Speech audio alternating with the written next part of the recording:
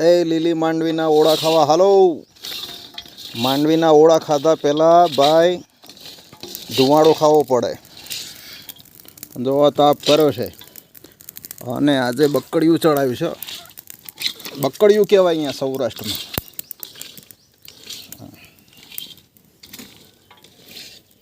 વરસાદ તો થયો નથી, પણ હવે જે ઉનાળાના પાણી જે હોય ને એને જે તૈયાર કરી હોય એ માંડવી અત્યારે માર્કેટમાં આવી ગયેલી છે। 100 રૂપિયાની 1.25 કિલો હતી। હવે એ લઈને આયા 1.25 કિલો કેરી। આ કેરી શું યાર, કેરી મગજમાં જાતી નથી। માંડવી ના લીલા ઓળા ખાવા સિઝન છે, ખાઈ લઈએ પછી જોયું જાહે। જય સોમનાથ।